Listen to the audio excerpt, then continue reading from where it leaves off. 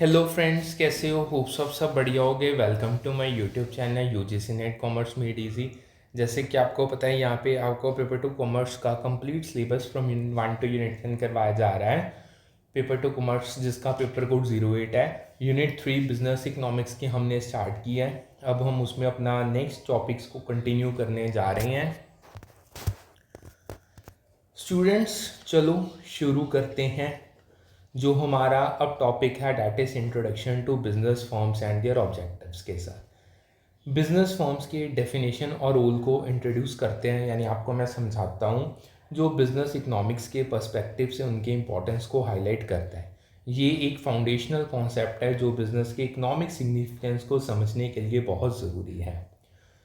Business firm एक economic entity है जो गुड्स और सर्विसेज के प्रोडक्शन, डिस्ट्रीब्यूशन या सेल में इंगेज होती है ताकि रेवेन्यू जनरेट हो और स्पेसिफिक ऑब्जेक्टिव्स अचीव किए जा सकें। ये फर्म के इकोनॉमिक रोल और पर्पस को क्लियरली स्टैब्लिश करता है, emphasizing its function as a wealth creating unit। Firms market structures जैसे परफेक्ट कंपटीशन, मोनोपोली के अंदर ऑपरेट करती हैं और रिसोर्सेज जैसे कैपिटल और लेबर या टेक्नोलॉजी का यूज़ करती हैं ताकि कंज्यूमर नीड्स और ऑर्गेनाइजेशनल गोल्स मीट हो सकें।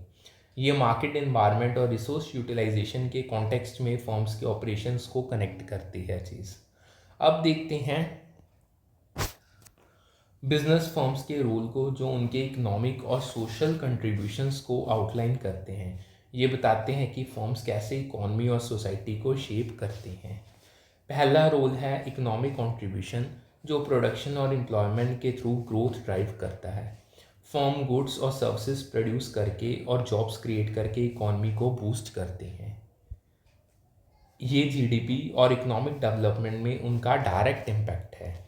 दूसरा रोल है रिसोर्स एलोकेशन, जो इनपुट्स को ऑप्टिमाइज करता है ताकि डिज़ायर्ड आउटकम्स अचीव हो सके। ये कैपिटल, लेबर और टेक्नोलॉजी के एफिशिएंट यूज़ को इंश्योर करता है ताकि बिजनेस गोल्स मीट हों। तीसरा रोल है मार्केट इन्फ्लुएंस, जो कंज्यूमर बिहेवियर और इंडस्ट्री ट्रेंड्स को शेप करता है। फर्म्स अपने प्रोडक्ट्स, प्राइसिंग और मार्केटिंग स्ट्रेटजीज के थ्रू मार्केट डायनामिक्स को अफेक्ट करते हैं। अब बात करते हैं importance of objectives in business economics. इसको हम समझने जा रहे हैं, ठीक है जी। ये सेक्शन बताता है कि फर्म्स के ऑब्जेक्टिव कैसे बिजनेस इकोनॉमिक्स के फ्रेमवर्क में डिसीजंस को गाइड करते हैं। ऑब्जेक्टिव्स फर्म्स को इन्फॉर्म डिसीजंस लेने में गाइड करते हैं, स्ट्रेटजीज को इकोनॉमिक प्रिंसिपल के साथ अलाइन करते हैं और मार्केट डायनामिक्स के रिस्पॉन्स में हेल्प करते हैं। ये एक रोड मैप जैसा काम करते हैं जो फर्म्स को फोकस्ड और इफेक्टिव बनाता है। ऑब्जेक्टिव्स कैसे मल्टीपल पर्पसेस सर्व करते हैं उसको अब देखते हैं। ये अगले पॉइंट्स के उस जो अभी मैं बताने जा रहा हूँ उससे आपको क्लियर होगा।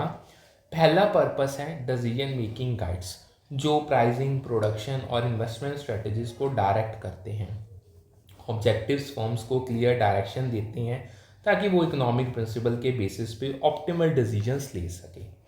दूसरा पर्पस है परफॉर्मेंस मैट्रिक्स, जो फाइनेंशियल्स और नॉन फाइनेंशियल्स इंडिकेटर्स के थ्रू सक्सेस को मेजर करते हैं। ये फर्म्स को उनके प्रोग्रेस और इफेक्टिवनेस का इवैल्यूएशन करने में हेल्प करते हैं। तीसरा पर्पस है स्टेक होल्डर अलाइनमेंट, जो शेयर होल्डर्स, एम्प्लॉयज़ और सोसाइटी के इंटरेस्ट को बैलेंस करते हैं। ये इंश्योर करते हैं कि फर्म के ऑब्जेक्टिव सभी स्टेक होल्डर्स के नीड्स को एड्रेस करें। चौथा पर्पस है कॉम्पिटिटिव एज, जो फर्म्स को कॉम्पिटिटिव मार्केट्स में डिफ्रेंशिएट करते हैं। ऑब्जेक्टिव्स यूनिक स्ट्रेटजीज बनाने में हेल्प करते हैं जो फर्म्स को मार्केट में स्टैंड आउट करने देते हैं। अब आगे बात करते हैं एवोल्यूशन की।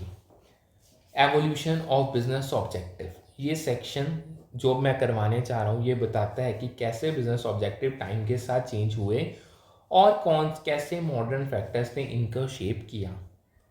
हिस्टोरिकली फर्म्स का प्राइमरी फोकस प्रॉफिट मैक्सिमाइजेशन था, जैसा कि क्लासिकल इकोनॉमिस्ट जैसे एडम स्मिथ ने एम्फसाइज किया था।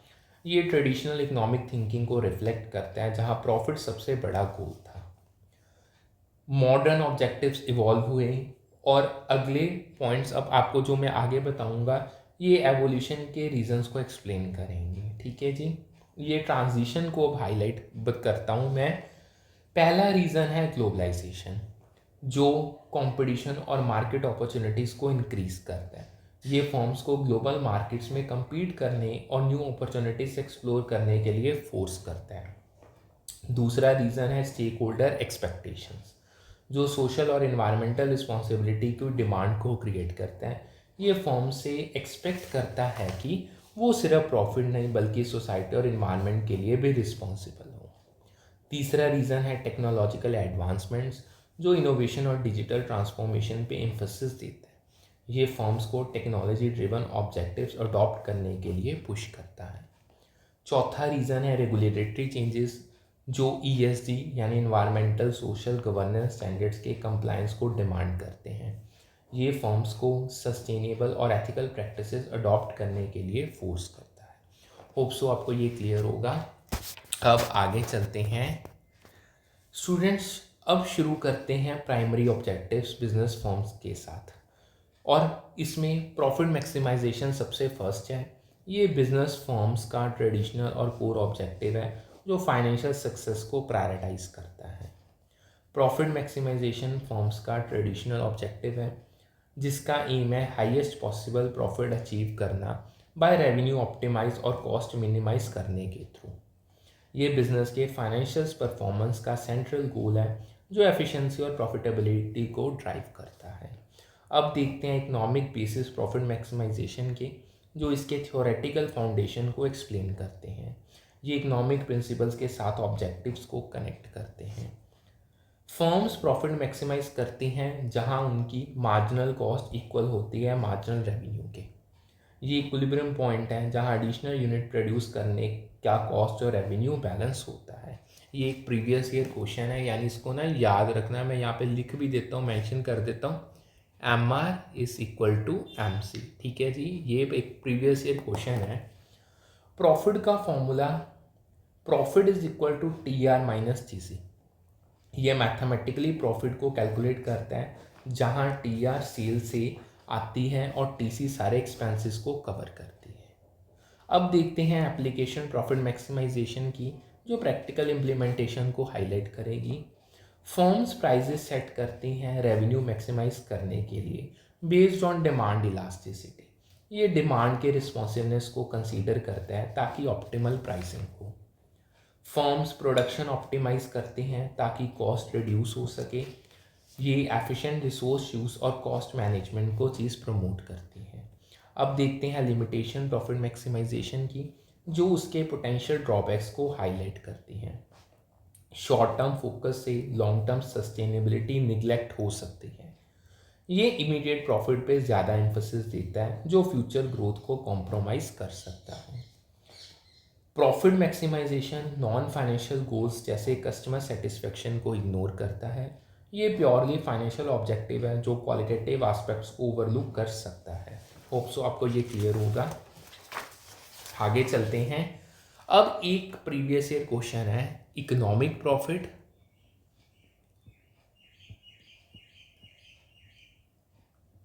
And accounting profit. इसको अब हम करने जा रहे हैं। ये बहुत इंपॉर्टेंट है, ये बहुत बार आया है।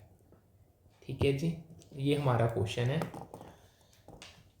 अब बात करते हैं इकोनॉमिक प्रॉफिट और अकाउंटिंग प्रॉफिट की, जो प्रॉफिट के दो डिफरेंट पर्सपेक्टिव्स को एक्सप्लेन करता है।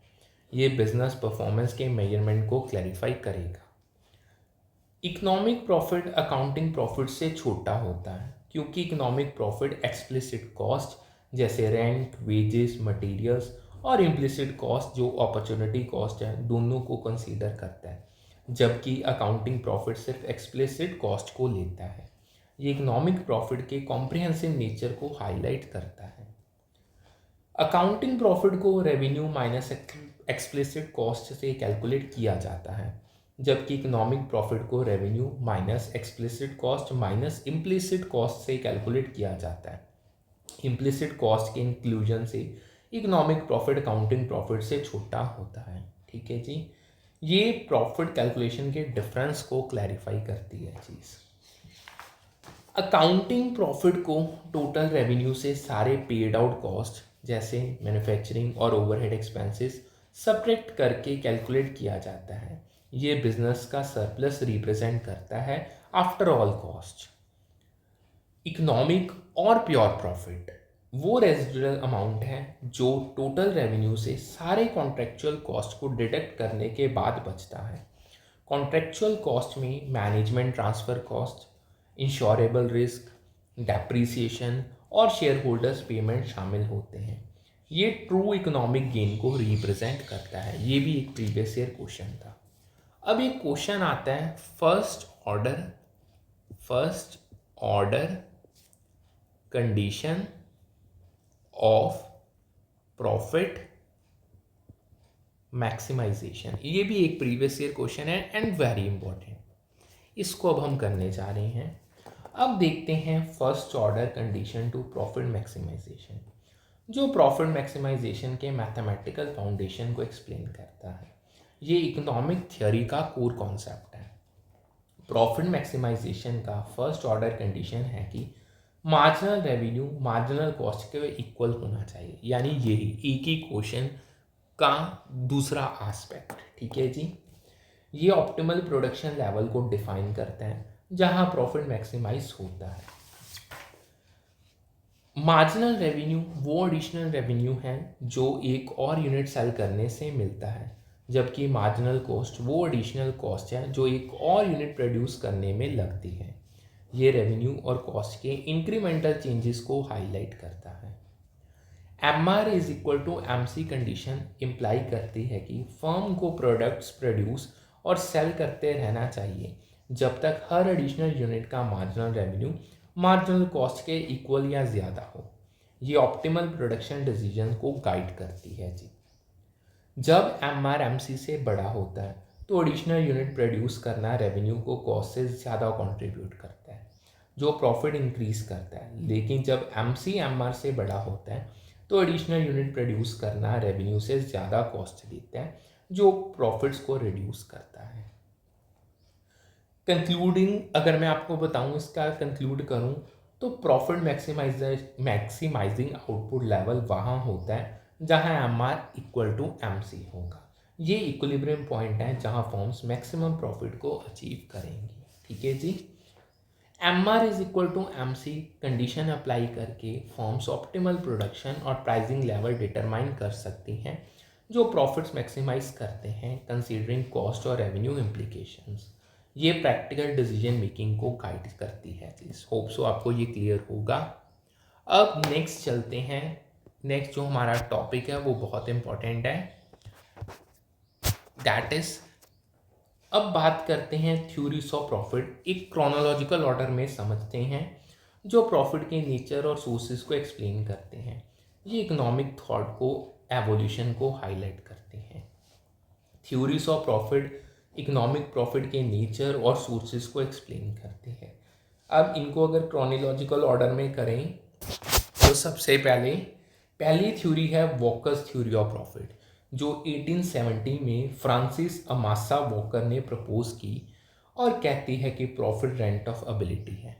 ये एंटरप्रेन्योरियल स्किल्स या मैनेजरियल एबिलिटीज़ को रिवॉर्ड को हाईलाइट करता है। ठीक है जी।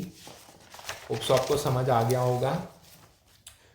फ्रांसिस अमासा वॉकर ने लेट 19th सेंचुरी में ये थ्योरी प्रपोज की जो प्रॉफिट को रेंट से कंपेयर करती है, जो सुपीरियर मैनेजरियल या ऑर्गेनाइजेशनल एबिलिटीज़ वाले एंटरप्रेन्योर्स अर्न करते हैं और इससे वेजेस या इंटरेस्ट से डिफरेंशिएट करते हैं। दूसरी थ्योरी है Clark's dynamic theory of profit, जो 1890s या 1900s में जॉन बेट्स क्लार्क ने प्रपोज की।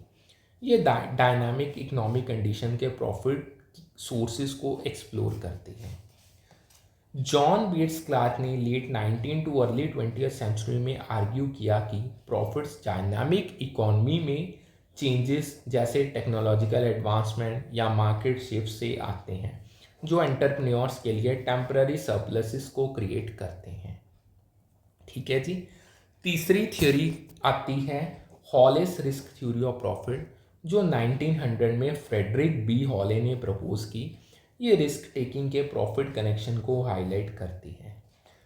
फ्रेडरिक बी हॉले ने अर्ली 20th सेंचुरी में प्रपोज किया कि प्रॉफिट्स बिजनेस वेंचर्स के रिस्क बियर करने का रिवॉर्ड है, खासकर नॉन इंश्योरेबल रिस्क। समझ आ गया। चौथी थ्योरी है स्कम्पीटर्स इनोवेशन थ्योरी ऑफ प्रॉफिट, जो 1910 या 1930s में जोसेफ स्कम्पीटर ने प्रपोज की। ये इनोवेशन के प्रॉफिट कंट्रीब्यूशन को एम्फसाइज करती है। जोसेफ स्कम्पीटर ने अर्लियर 20th सेंचुरी में आर्ग्यू किया कि प्रॉफिट्स इनोवेशंस जैसे न्यू प्रोडक्ट्स प्रोसेसेस से आते हैं जो टेम्पररी मोनोपोलीज क्रिएट करते हैं, जो बाद में कंपटीशन से इरोड हो जाते हैं। ठीक है जी, आगे बढ़ते हैं। पांचवी थ्योरी है नाइट्स थ्योरी ऑफ प्रॉफिट, जो 1920s में फ्रैंक एच नाइट ने प्रपोज की। ये अनसर्टेनिटी के प्रॉफिट कनेक्शन को एक्सप्लोर करती है। फ्रैंक एच नाइट ने 1921 में अपनी book risk, uncertainty and profit में रिस्क और अनसर्टेनिटी के बीच डिस्टिंक्शन की और प्रपोज किया कि प्रॉफिट्स अनइंश्योरेबल अनसर्टेनिटी बियर करने का रिवॉर्ड है बिजनेस डिसीजंस पे। ठीक है जी। अब एक बार फिर थ्योरीज ऑफ प्रॉफिट का एक और क्वेश्चन आया, उसको समझते हैं एंड उनके कॉरस्पॉन्डिंग इकोनॉमिस्ट की उन्होंने नाम पूछे गए थे। यही सारी थ्योरीज है। अब आप सुन लो बस ये क्वेश्चन। देखो, रिस्क थ्योरी ऑफ प्रॉफिट का इकोनॉमिस्ट है हॉले, अभी जो मैंने आपको करवाई है। ये रिस्क टेकिंग के प्रॉफिट कनेक्शन को क्रेडिट करता है। इनोवेशन थ्योरी ऑफ प्रॉफिट का इकोनॉमिस्ट है स्कम्पीटर। ये इनोवेशन ड्रिवन प्रॉफिट्स को हाईलाइट करता है। यानी एक बार मैं रीकैप दे रहा हूँ एक दूसरे क्वेश्चन की फॉर्म में। रेंड थ्योरी ऑफ प्रॉफिट का इकोनॉमिस्ट है वॉकर। ये एंटरप्रेन्योरियल एबिलिटी के प्रॉफिट कनेक्शन को एम्फसाइज करता है। डायनामिक थ्योरी ऑफ प्रॉफिट का इकोनॉमिस्ट है क्लार्क। ये डायनामिक इकोनॉमिक चेंजेस के प्रॉफिट कंट्रीब्यूशन को हाईलाइट करता है। ठीक है जी। यानी बेसिकली अगर मैं बताऊं, इन्होंने आपको मैचिंग का एक क्वेश्चन दिया था। इधर थियरीज की डिस्क्रिप्शन दी दी थी, इधर इकोनॉमिस्ट जिन्होंने प्रपोज किया था आपने मैच करके बताना था। सो मैंने आपको करवा दिया। देखो, फर्म के ग्रोथ रेट मैक्सिमाइज करने के अल्टरनेटिव ऑब्जेक्टिव्स भी हैं। अब हम ये करने जा रहे हैं।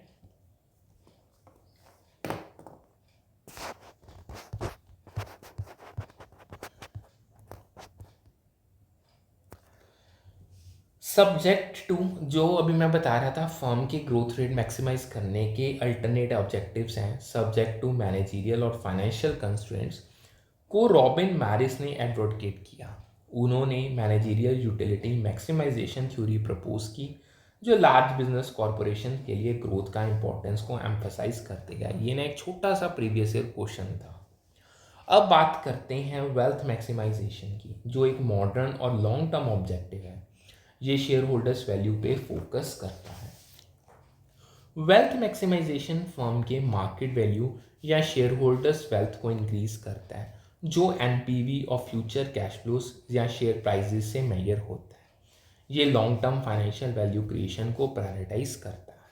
अब देखते हैं इकोनॉमिक बेसिस वेल्थ मैक्सिमाइजेशन की, जो इसके थ्योरेटिकल फाउंडेशन को एक्सप्लेन करते हैं। Wealth maximization short term profits की बजाय लॉन्ग टर्म वैल्यू पे एम्फसाइज करता है। ये सस्टेनेबल ग्रोथ और वैल्यू क्रिएशन को प्रमोट करता है। Wealth maximization time value of money और रिस्क को कंसीडर करता है। ये फ्यूचर कैश फ्लोज के प्रेजेंट वैल्यू और अनसर्टेनिटीज को अकाउंट में लेता है। अब देखते हैं एप्लीकेशंस वेल्थ मैक्सिमाइजेशन की, जो प्रैक्टिकल इम्प्लीमेंटेशन को हाईलाइट करती हैं। फर्म्स को पॉजिटिव एनपीवी वाले प्रोजेक्ट्स में इन्वेस्ट करना चाहिए। ये प्रोजेक्ट्स जो शेयर होल्डर वैल्यू इंक्रीज करते हैं, उन्हें प्रायोरिटाइज करती है। ठीक है जी, होप सो आपको समझ आ गया होगा। फर्म्स डिविडेंड और स्टॉक एप्रिसिएशन के through share holder value enhance करते हैं। ये फाइनेंशियल रिटर्न्स और मार्केट परफॉर्मेंस को बूस्ट करते हैं। अब देखते हैं एडवांटेजेस वेल्थ मैक्सिमाइजेशन के, जो इसके बेनिफिट्स को हाईलाइट करते हैं। Wealth maximization long term sustainability के साथ अलाइन करती है। ये फर्म के लॉन्ग टर्म ग्रोथ और स्टेबिलिटी को प्रमोट करता है। वेल्थ मैक्सिमाइजेशन शेयर होल्डर्स के लिए रिस्क और रिटर्न को बैलेंस करती है। ये ऑप्टिमल फाइनेंशियल डिसीजंस को इंश्योर करता है। वेल्थ मैक्सिमाइजेशन की लिमिटेशन है कि इसमें एक्यूरेट कैश फ्लो प्रोजेक्शन और मार्केट कंडीशंस की ज़रूरत होती है। ये फोरकास्टिंग के चैलेंजेस को हाईलाइट करता है। ठीक है जी, अब आगे चलते हैं। अब बात करते हैं सेल्स मैक्सिमाइजेशन की, जो रेवेन्यू और मार्केट प्रेजेंस पे फोकस करता है। ये एक अल्टरनेटिव ऑब्जेक्टिव है जो विलियम बॉमल ने प्रपोज किया। बट सेल्स मैक्सिमाइजेशन का एम है रेवेन्यू या सेल्स वॉल्यूम मैक्सिमाइज करना, ऑफन मिनिमम प्रॉफिट कंस्ट्रेंट के साथ, जैसे कि इकोनॉमिस्ट विलियम बॉमल ने प्रपोज किया। ये मार्केट शेयर और रेवेन्यू ग्रोथ को प्रायोरिटाइज करता है। अब इसके इकोनॉमिक बेसिस यानी सेल्स मैक्सिमाइजेशन के उसको समझते हैं, जो इसके थ्योरेटिकल फाउंडेशन को एक्सप्लेन करेंगे। फर्म सेल्स को प्रायोरिटाइज करती हैं ताकि मार्केट शेयर या इकोनॉमिक्स ऑफ स्केल गेन हो सके। ये कॉम्पिटिटिव पोजीशनिंग और कॉस्ट एफिशिएंसी को प्रमोट करता है। सेल्स मैक्सिमाइजेशन रेवेन्यू ग्रोथ और एक्सेप्टेबल प्रॉफिट्स को बैलेंस करती है। ये इंश्योर करती है कि रेवेन्यू इंक्रीज के साथ मिनिमम प्रॉफिटेबिलिटी मेंटेन हो। अब देखते हैं एप्लीकेशन सेल्स मैक्सिमाइजेशन की, जो प्रैक्टिकल इम्प्लीमेंटेशन को हाईलाइट करेंगी। फर्म्स पेनिट्रेशन प्राइसिंग यूज़ करती हैं ताकि सेल्स वॉल्यूम बूस्ट हो। ये low pricing strategy market penetration के लिए इफेक्टिव होती है। फर्म्स डिस्ट्रीब्यूशन चैनल्स एक्सपेंड करती हैं ताकि ज़्यादा कस्टमर्स तक रीच हो सके। ये सेल्स नेटवर्क के थ्रू मार्केट रीच को बढ़ाता है। सेल्स मैक्सिमाइजेशन की लिमिटेशन है, अगर कॉस्ट कंट्रोल नहीं होती तो प्रॉफिटेबिलिटी रिड्यूस हो सकती है। ये कॉस्ट मैनेजमेंट के इम्पोर्टेंस को हाईलाइट करती है। अब एक क्वेश्चन है प्रीवियस ईयर, उसको मैं आपको करवाने जा रहा हूँ। Assumptions not part of Baumol's cash management model.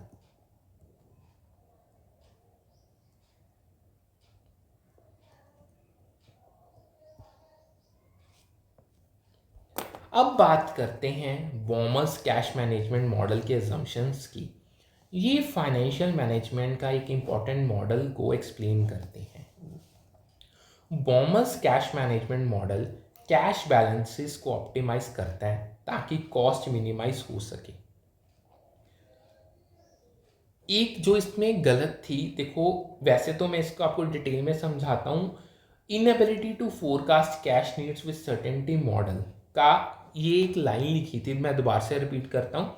Inability to forecast cash needs with certainty, ये इसकी सबसे गलत चीज़ है जो इसमें सेट नहीं बैठती। इसको आप डिटेल में समझो। अब देखते हैं बॉमल्स कैश मैनेजमेंट मॉडल के डिटेल्स, जो कैश मैनेजमेंट के प्रिंसिपल्स को एक्सप्लेन करते हैं।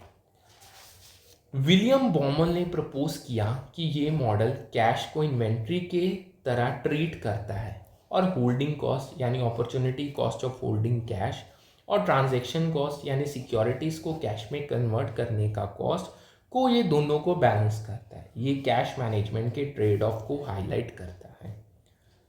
मॉडल के की अजम्पशंस हैं, ये मॉडल के फाउंडेशनल प्रिंसिपल्स को सेट करते हैं। Opportunity cost of holding cash is known, ये ठीक और थी, यही ऑप्शन उन्होंने पेपर में पूछी थी, क्योंकि मॉडल अज्यूम करता है कि interest rate for forgone earnings known होता है। ये फाइनेंशियल कैलकुलेशंस के लिए क्लैरिटी प्रोवाइड करता है। Same transaction cost for converting securities to cash, second ये था, ये भी सही था क्योंकि मॉडल अज्यूम करता है कि ट्रांजैक्शन कॉस्ट फिक्स्ड होती है। ये कंसिस्टेंट कॉस्ट स्ट्रक्चर को हाईलाइट करती है।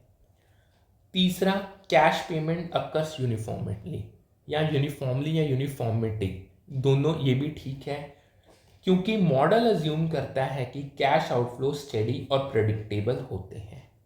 अब इसमें जो नेक्स्ट था उसको बताता हूँ। Unable to forecast cash needs with certainty, ये लाइन दी थी, ये गलत थी क्योंकि मॉडल अज्यूम करता है कि कैश नीड्स प्रेडिक्टेबल और यूनिफॉर्म होते हैं, जो ऑप्टिमल कैश बैलेंस कैलकुलेशंस को इनेबल करते हैं। होप सो आपको ये अच्छे से समझ आ गया होगा। अब आगे चलते हैं।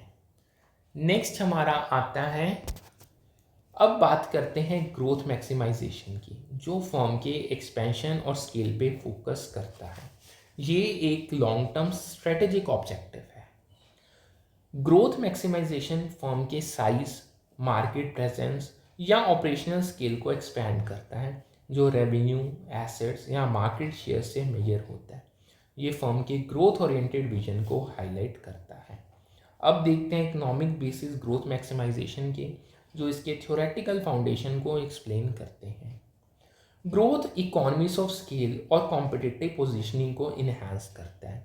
ये कॉस्ट एफिशिएंसी और मार्केट डोमिनेंस को प्रमोट करता है। Growth maximization long term strategic objective के साथ अलाइन करता है। ये फर्म के सस्टेनेबल एक्सपेंशन को गाइड करता है। अब देखते हैं एप्लीकेशंस ग्रोथ मैक्सिमाइजेशन के, जो प्रैक्टिकल इम्प्लीमेंटेशन को हाईलाइट करेंगे। फर्म्स न्यू मार्केट्स या प्रोडक्ट लाइंस में इन्वेस्ट करते हैं। ये ग्रोथ के अपॉर्चुनिटीज़ को एक्सप्लेन करते हैं। फर्म्स मर्जर्स और एक्विजन्स को परस्यू करते हैं। ये रैपिड एक्सपेंशन और मार्केट कंसोलिडेशन के लिए एक अफेक्टिव स्ट्रेटजी है। अब लिमिटेशंस देखते हैं, जो इसके पोटेंशियल ड्रॉबैक्स को हाईलाइट करते हैं। हाई इन्वेस्टमेंट कॉस्ट फाइनेंसिस को स्ट्रेन कर सकता है। ये एग्रेसिव ग्रोथ के फाइनेंशियल रिस्क को हाईलाइट करता है। ग्रोथ कोर ऑपरेशंस पे फोकस को डिल्यूट कर सकती है। ये ओवर एक्सपेंशन के रिस्क को इंडिकेट करता है। अब आगे चलते हैं।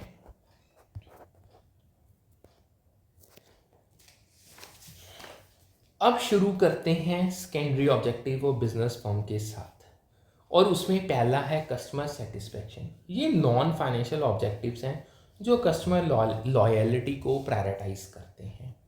कस्टमर सेटिस्फेक्शन का एम है कस्टमर एक्सपेक्टेशंस को मीट या एक्सीड करना, ताकि लॉयल्टी और रिपीट बिजनेसेस एंश्योर हों। ये कस्टमर सेंट्रिक अप्रोच को हाईलाइट करता है।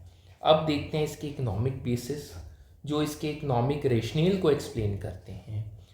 सेटिस्फाइड कस्टमर्स डिमांड इंक्रीज करते हैं और मार्केटिंग कॉस्ट रिड्यूस करते हैं। ये लॉयल कस्टमर बेस के फाइनेंशियल बेनिफिट्स को हाईलाइट करता है। कस्टमर सेटिस्फेक्शन ब्रांड रेप्यूटेशन और मार्केट शेयर को इन्हांस करती है। ये लॉन्ग टर्म मार्केट पोजीशनिंग को स्ट्रेंथन करती है। अब देखते हैं एप्लीकेशन कस्टमर सेटिस्फेक्शन की।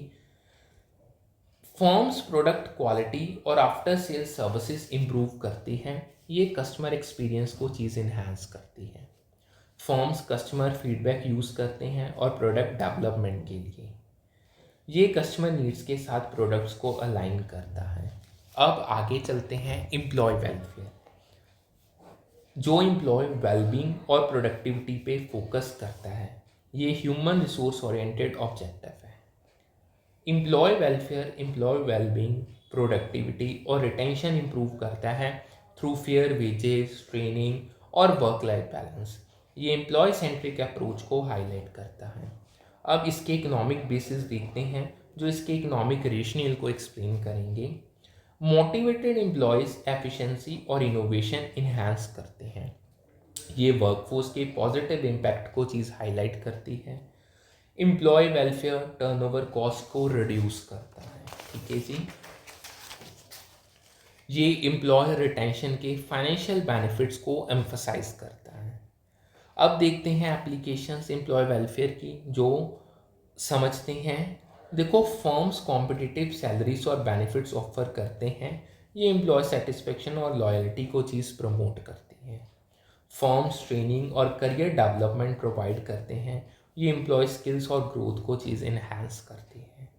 आगे चलते हैं, नेक्स्ट आता है।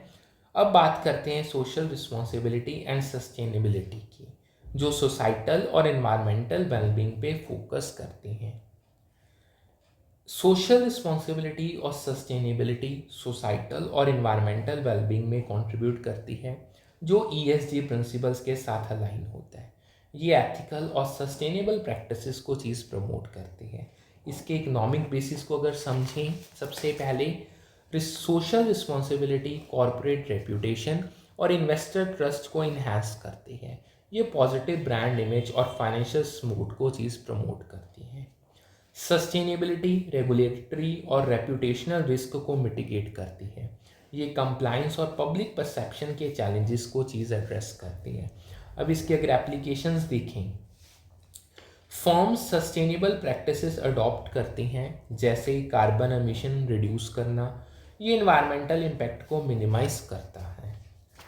फर्म्स कम्युनिटी डेवलपमेंट प्रोग्राम्स में इंगेज करती हैं, ये सोशल इम्पैक्ट और गुडविल को प्रमोट करते हैं।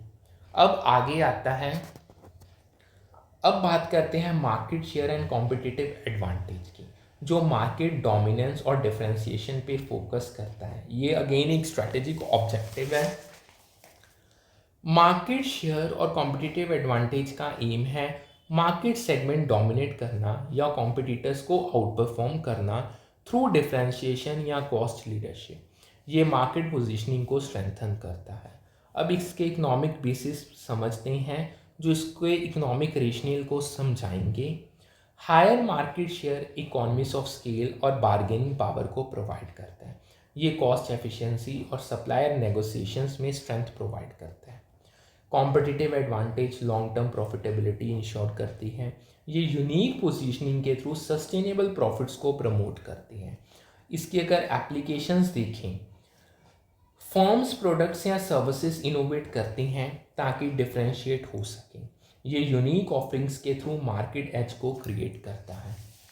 फर्म्स कॉम्पिटिटिव प्राइसिंग यूज़ करती हैं ताकि मार्केट शेयर कैप्चर हो सके। ये प्राइसिंग स्ट्रेटेजीज के थ्रू मार्केट पेनिट्रेशन को प्रमोट करती है। अब एक प्रीवियस ईयर क्वेश्चन है, not good for bargainers, not good for bargainers while bargaining। ठीक है जी, इसको समझते हैं। अब बात करते हैं not good for bargainers while bargaining, जो नेगोशिएशन स्ट्रेटेजीज को एक्सप्लोर करता है। ये बार्गेनिंग के डूस और डोंट्स को हाईलाइट करेगा। देखो, अफेक्टिव बार्गेनिंग के लिए स्ट्रेटेजीज चाहिए जो फेयरनेस और असर्टिवनेस को बैलेंस करें। जो कहता है, एक इसमें जो सही ऑप्शन थी वो ये कहती है कि fair but not firm reputation बनाना बार्गेनर्स के लिए गुड नहीं है। ये नेगोशिएशन डायनामिक्स को चीज़ क्लैरिफाई करेगी। अब देखते हैं building a reputation for being fair but not firm के डिटेल्स। ये बार्गेनिंग के स्पेसिफिक एस्पेक्ट को एक्सप्लोर करते हैं। देखो, बार्गेनिंग में फेयरनेस का रेपुटेशन ट्रस्ट बिल्ड करता है, लेकिन फर्मनेस का लैक यानी ओवरली फ्लेक्सिबल या इजीली कंसीडिंग होता है, बार्गेनर्स की पोजीशन को वीकन करता है। ये लैक ऑफ रिजॉल्व सिग्नल करता है। ठीक है जी, जो दूसरी पार्टी को ज़्यादा कंसेशंस पुश करने देता है। ठीक है, अफेक्टिव बार्गेनर्स फर्मनेस मेंटेन करते हैं ताकि अपने इंटरेस्ट प्रोटेक्ट हो सकें। साथ ही फेयरनेस इंश्योर करते हैं ताकि कोऑपरेटिव नेगोशिएशंस हो सके। ये बैलेंस्ड नेगोशिएशन स्ट्रेटेजी को हाईलाइट करता है। ठीक है, होप सो आपको ये क्लियर होगा। अब हम नेक्स्ट चलते हैं, नेक्स्ट टॉपिक को करने जा रहे हैं कुछ और objectives.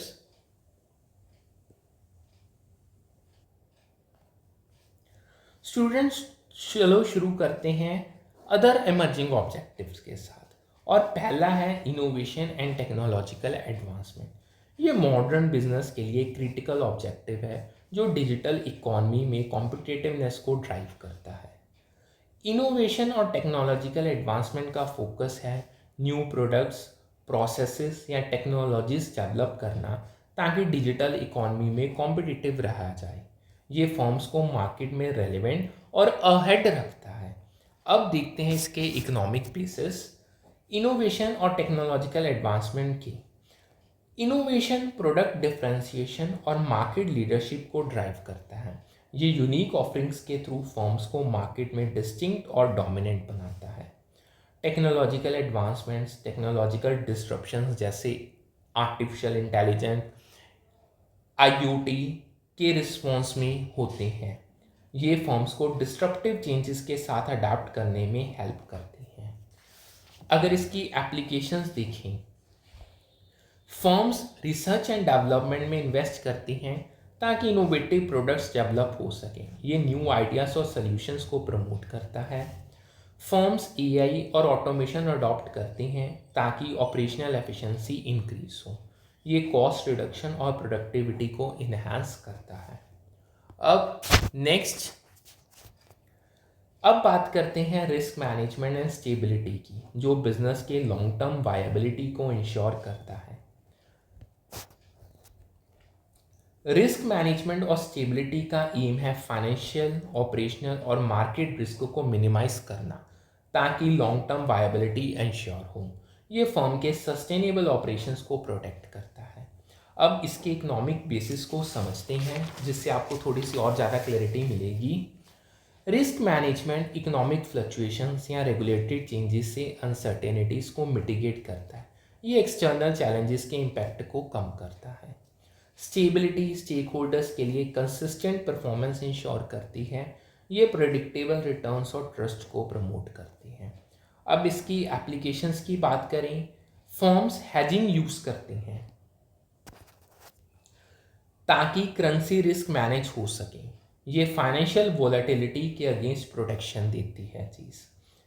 Firms robust internal controls implement करती हैं।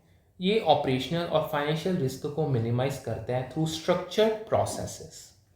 अब नेक्स्ट बात करते हैं स्टेक होल्डर्स वैल्यू क्रिएशन की, जो ब्रॉडर स्टेक होल्डर इंटरेस्ट को प्रायोरिटाइज करता है। ये मॉडर्न बिजनेस फिलॉसफी को चीज़ रिफ्लेक्ट करती है। ठीक है जी। Stakeholders value creation shareholders, employees, customers और सोसाइटी के इंटरेस्ट को बैलेंस करता है, जो शेयर होल्डर सेंट्रिक मॉडल से आगे जाता है। ये इंक्लूसिव अप्रोच को हाईलाइट करता है। इसके अगर इकोनॉमिक बेसिस देखें, stakeholder value creation stakeholder theory के साथ अलाइन करता है, जो लॉन्ग टर्म सस्टेनेबिलिटी इन्हांस करता है। ये फर्म के हॉलिस्टिक ग्रोथ को प्रमोट करता है।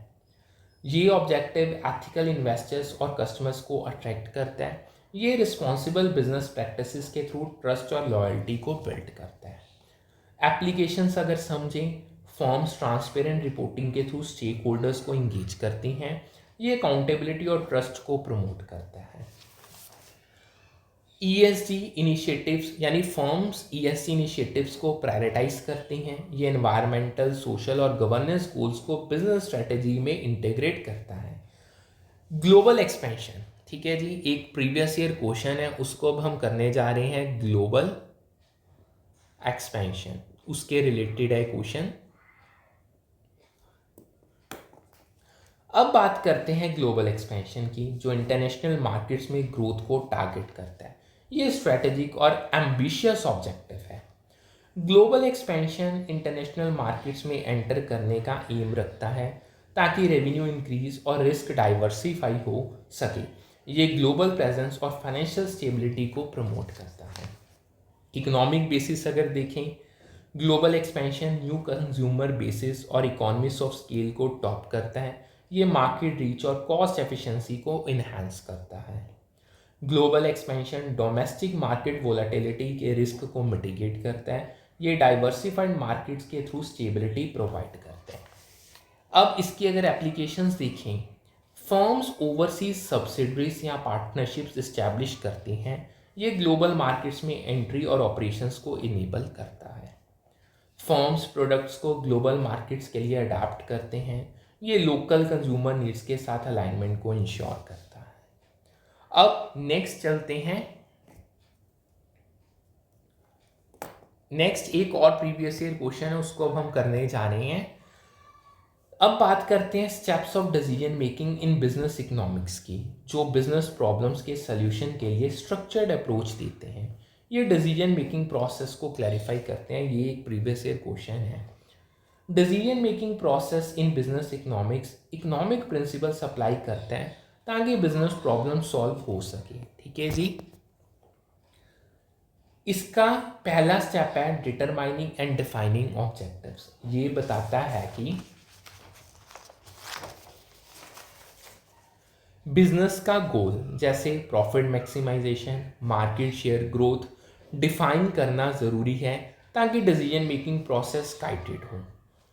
बिजनेस गोल्स डिफाइन करना जैसे प्रॉफिट मैक्सिमाइजेशन और मार्केट शेयर ग्रोथ ज़रूरी है ताकि डिसीजन मेकिंग प्रोसेस को गाइड किया जा सके।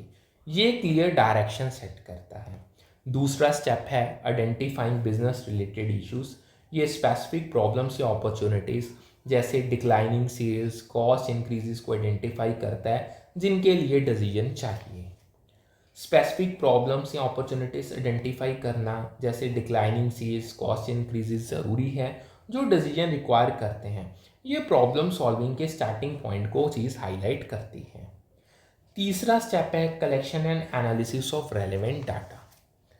ये डाटा गैदर और एनालाइज करने का स्टेप है जो इशू को समझने और सॉल्यूशंस के लिए ज़रूरी है।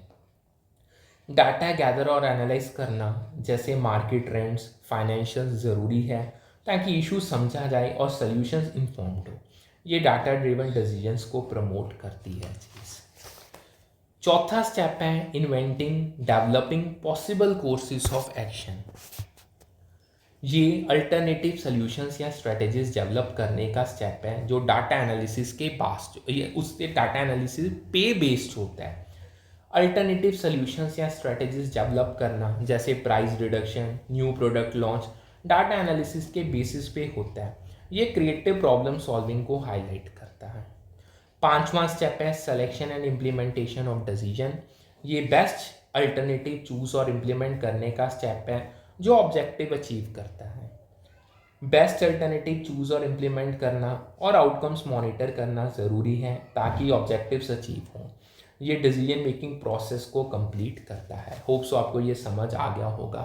अब आगे चलते हैं। नेक्स्ट हमारा आता है जो हमारा क्वेश्चन है। अब देखते हैं ऑब्जेक्टिव्स ऑफ बिजनेस फर्म और उनके कॉरस्पॉन्डेंस हाइपोथेसिस। ये भी प्रीवियस ईयर क्वेश्चन है। ये ऑब्जेक्टिव्स और उनके थ्योरेटिकल अंडरपाइनिंग्स को मैप करता है। ठीक है जी। फर्म्स ग्रोथ रेट मैक्सिमाइजेशन का हाइपोथेसिस है मैरिस हाइपोथेसिस। ये ग्रोथ ओरिएंटेड स्ट्रेटजीज को एम्फसाइज करता है। मैनेजरियल यूटिलिटी फंक्शन का हाइपोथेसिस है विलियम हाइपोथेसिस। ये मैनेजरियल ऑब्जेक्टिव्स और डिसीजन मेकिंग को हाईलाइट करता है। सेटिस्फाइंग बिहेवियर का हाइपोथेसिस है सायर्ट मार्क हाइपोथेसिस। ये ऑप्टिमल से ज़्यादा सेटिस्फैक्ट्री आउटकम्स पे फोकस करता है। सेल्स मैक्सिमाइजेशन का हाइपोथेसिस है बॉमल्स हाइपोथेसिस। ये रेवेन्यू और मार्केट शेयर ग्रोथ को प्रायोरिटाइज करता है। अब आगे चलते हैं। नेक्स्ट अब बात करते हैं वैल्यू मैक्सिमाइजेशन की। ठीक है जी। जो फाइनेंशियल डिसीजन मेकिंग का मोस्ट परसुएसिव ऑब्जेक्टिव है। ये लॉन्ग टर्म वैल्यू क्रिएशन पे फोकस करता है। Value maximization financial decision making का सबसे परसुएसिव और सस्टेनिंग ऑब्जेक्टिव है। ये फर्म के ओवरऑल वैल्यू को शेयर होल्डर्स के लिए मैक्सिमाइज करने पे एम्फसाइज करता है। ठीक है जी। Value maximisation short term profitability के साथ लॉन्ग टर्म सस्टेनेबिलिटी और ग्रोथ को भी कंसीडर करता है। ये बैलेंस्ड अप्रोच को हाईलाइट करता है। प्रॉफिट मैक्सिमाइजेशन और earnings maximization primarily financial returns यानी प्रॉफिट से अर्निंग्स पे फोकस करते हैं, लेकिन ये लॉन्ग टर्म वैल्यू क्रिएशन के साथ नेसेसरली अलाइन नहीं करते। ये short term versus long term focus का डिफरेंस को क्लैरिफाई करता है। चीज़ profit maximisation short term gains दे सकता है, लेकिन लॉन्ग टर्म इन्वेस्टमेंट या स्टेक होल्डर रिलेशनशिप्स के एक्सपेंस पे ये शॉर्ट टर्म फोकस के ड्रॉबैक्स को हाईलाइट करते हैं। वैल्यू मैक्सिमाइजेशन ब्रॉडर पर्सपेक्टिव लेता है जो शेयर होल्डर्स के लिए सस्टेनेबल वैल्यू क्रिएट करता है by NPV of future cash flows को मैक्सिमाइज करने के थ्रू। ये हॉलिस्टिक वैल्यू क्रिएशन को प्रमोट करता है। वैल्यू मैक्सिमाइजेशन रिस्क, टाइमिंग और कॉस्ट ऑफ कैपिटल जैसे फैक्टर्स को कंसीडर करता है जब इन्वेस्टमेंट डिसीजंस असेस किए जाते हैं। ये इन्फॉर्म्ड और बैलेंस्ड डिसीजन मेकिंग को इंश्योर करता है।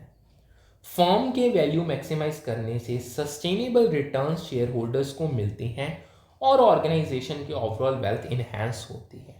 ये लॉन्ग टर्म फाइनेंशियल स्टेबिलिटी को प्रमोट करती है चीज़। सो होप सो आपको जितना करवाया उतना अच्छे से क्लियर होगा।